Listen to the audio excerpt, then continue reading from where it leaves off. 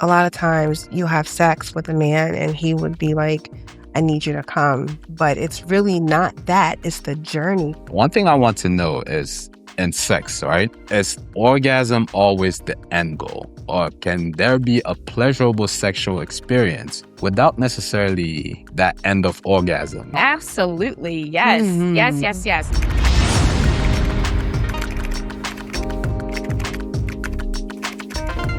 Sex being such a big important part of a relationship, how it Yeah. interconnects with love languages. I've known of the sexual pleasures, but not so much about the breakdown of the languages that encompass those pleasures. You can take things like this and apply it to what you're doing. And I absolutely did not know. Okay. But what I will say is that when you have lack thereof, you're not speaking, you're not communicating. So it makes sense that there are languages when you're not having it. Modern dating is complicated, but honest conversations shouldn't be.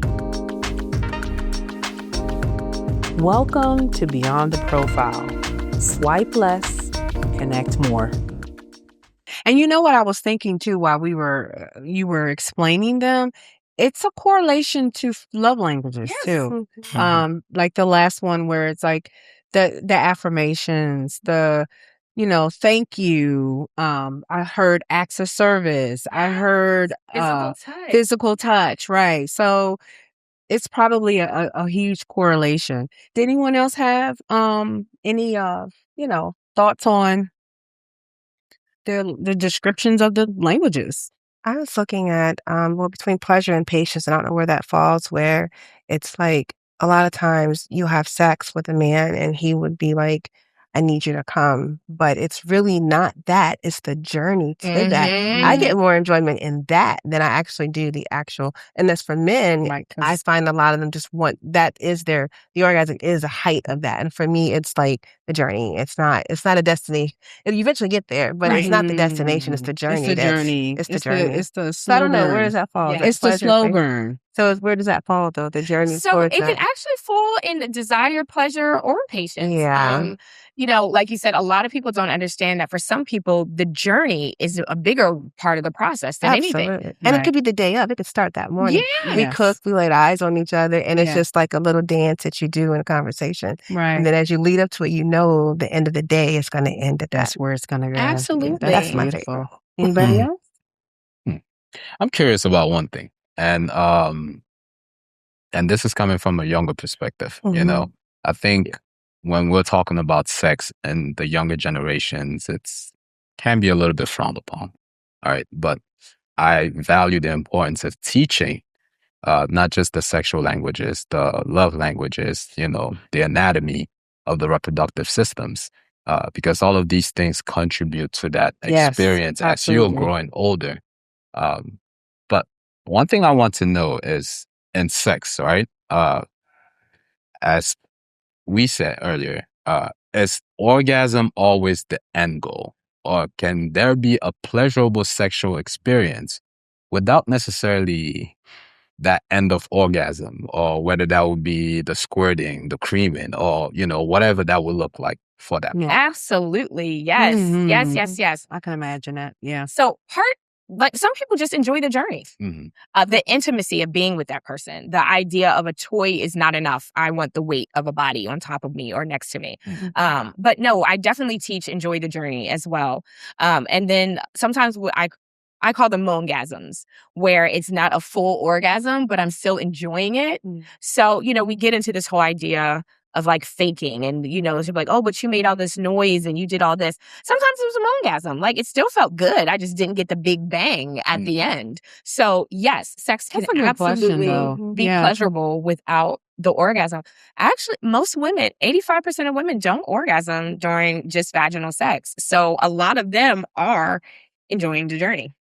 Or they call it edging. Some people intentionally right to the point To and the then point, stop and then before it stop. actually, Yeah. and then re-begin, do it all over again. So it's kind of like an But ebb and flow. 85%, that's a lot. So of it is, and I want to be very clear that it's vaginal only. vaginal. only. So that clitoral stimulation is very, very important because that's how the majority of women orgasm is Okay. through the clitoris, Yeah. through that stimulation right there. Mhm.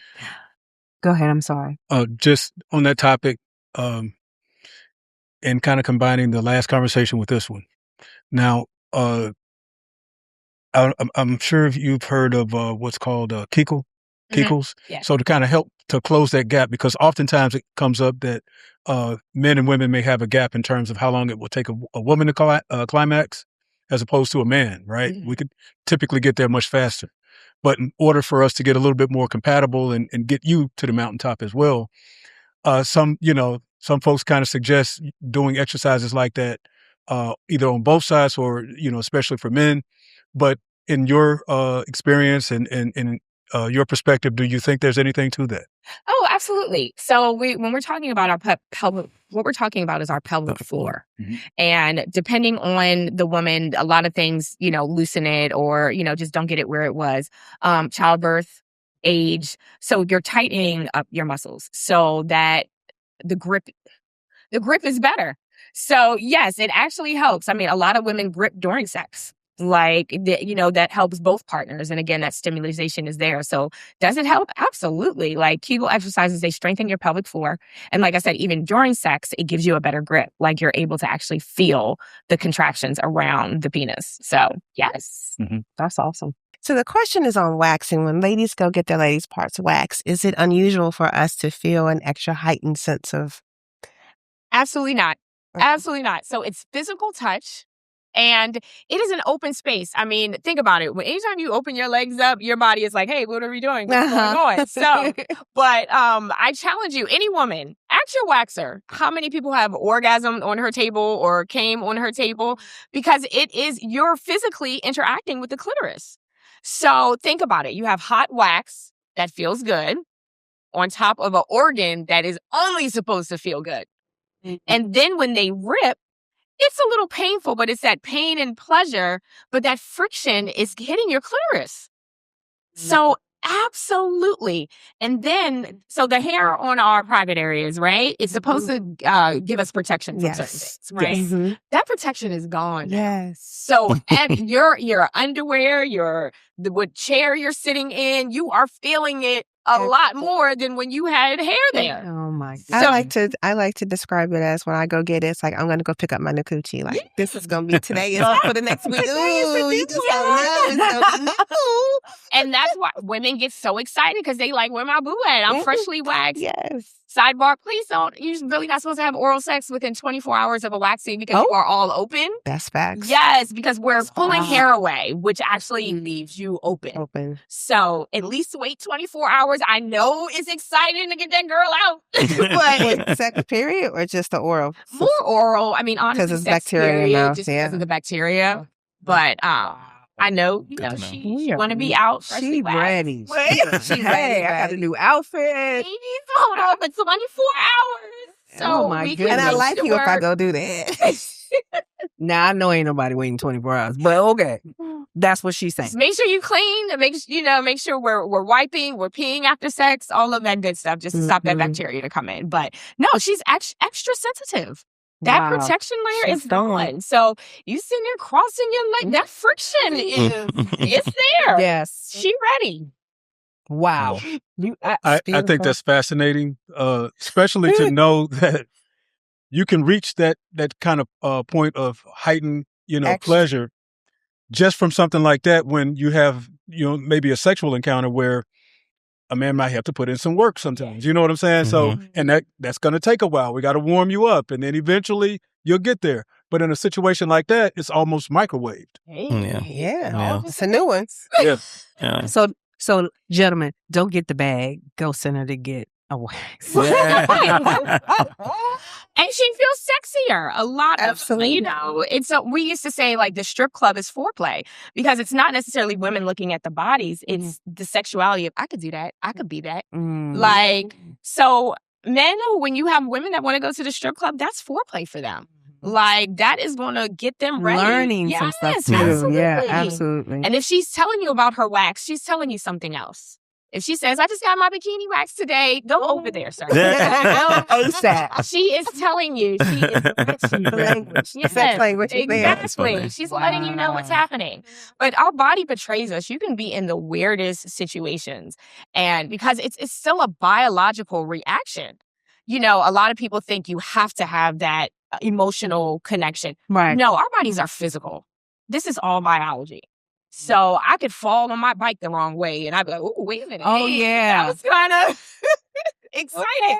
You know, so it just, our bodies are crazy. So any situation where you're borderlining that pleasure and pain, oh, it can absolutely come. Absolutely. So the Wow. interesting question is for women also is, when was your first experience? Because guys, you know, you have your, what do you call it, morning wood or whatever as a young child. But for women, for young girls, like what was your first, like, oh my God, what is this thing?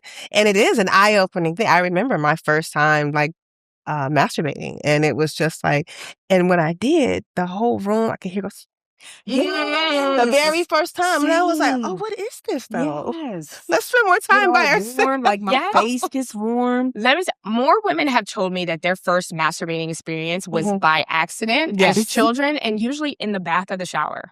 Mm-hmm. Yeah. Usually The in the bath of toy the shower. float. Yeah. I was like, Whoop. I mean, take a shower head. You put that shower Ooh, head yes. on. Ooh, that pulsation is absolutely there. But no, a lot of women find it by accident. And they realize, like, oh, wait, this is something that I actually like. Yeah. And again, like we talked about no-touch orgasms. I've had women that their first orgasm was a no-touch, and they didn't know.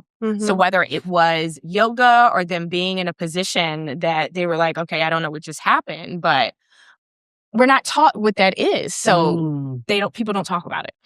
And the other thing that just occurred to me about sex language is, how much do you have a sex language with yourself? Like, how much you talk to yourself, like what's about to happen? It may just be your day because you're being single. You just don't know how that's going to present itself. Who's going to call you? What you're going to be like, oh, let me call such and such. But there's a part of, for me, like even taking a bath, it's just, everything is a central buildup for me, for my own self. So maybe I'm just a very sexual person. No, not at all. See, there's that embarrassment. Like, should I be like this? No, You know? I mean, it's so natural. Like I said, somebody could brush against my nipples, and I'd be like, "Hey, why are we standing at attention?" Like it's just, Or the wind. right? The wind easily. Yeah, The easy. weather, you get a little wind in here, and it gets a little cold. Our bodies are physical, Yes. and it can hit us at any time. Anytime. We have the extra component of being able to make it happen through sex languages and through that emotional interaction. But if we were non-sexual people, where we never went out and said, I want to have a sexual interaction, we would still have them. Yes. Because our bodies betray us Your body whenever be they feel calling like for it. it. So, Wow. Anybody else? Yeah. I was just going to say, one of the things that stuck out to me was the pleasure. As soon as I read this, I was like, oh, I'm pleasure. Because I think that I've been in relationships where, you know, where someone had a tough time getting there, and that was tough for me to actually, because I needed to know that I was pleasuring her, and if I wasn't doing that, or if I felt like I wasn't, then that was a big issue for me. Or I was with somebody who, you know, was real just quiet, and then afterwards be like, yeah, I came like twice, and you'd be like, what? Like it makes it less enjoyable. It makes it less enjoyable for the guy. So, you know, and but I think in my older age, like as I've gotten older, I've started to understand about that journey piece that you've been talking about. I was like, well, it's actually about the journey, and that some people, like you said, to have a hard time, and you could still enjoy it, and but it takes a while for you as a man to accept that. It does, and that's why a lot of women fake it. Yeah. Because we now know your ego is at stake. And it's easier to fake it than try to deal with your ego. Because then you get nobody else had these issues. Well, this is on you. When you don't have a partner that's understanding about the journey or how difficult it is for you to orgasm, they want to blame you. Right. So women fake it so they don't have to go through that. And it's really sad because all we have to do is talk to each other. Right. Communication. Yeah, That's the key. it comes down to communication. So, but I'm glad you understand. And sometimes it is about the journey. We might not get that big bang every time. This is great. I mean, I know we can go down the rabbit hole a little bit more because we didn't even touch on anal sex. So maybe next time. Yeah. But this has been great. I love it. I thank you all for being here. And we're going to wrap up now. So I'm Tonya with Beyond the Profile. Swipe less, connect more. Thank you for watching. Hey guys, this is Tonya here with Beyond the Profile, Swipe Less, Connect More. We're here to recap our current episode, Sex Languages. And so I have Dr. Justin here and Dr. B, of course, you recognize. And we're just going to do a quick little recap of what we learned today. Dr. Justin, what do you think? Yeah, I mean, I thought it was a fantastic conversation. There was just so much education from our folks on the panel. All this new information, like I felt I learned something, and this should just be like normal information for everyone. Right, I Right? agree. We need that in order to really, I think, enjoy sex and feel like we can be our natural selves with each other. So I think it was a great conversation. We need to have more of them. That's great. I agree. I totally agree. Dr. B? Oh, I love it. I think educating people on it, because I remember when I had no idea what this was or what this looked like. So being able to help everybody else. And I just love everyone was so open and able to ask the question. So it was great. Well, I think my takeaway from it all is that we have to always be open to learn and always be open to grow, and that things that we think we may know, we might need a little refresher. So this has been a great experience, and I hope you enjoyed the episode. More will be coming. I think it's necessary. This is Tonya, Beyond the Profile, Swipe Less, Connect More. Thanks for watching.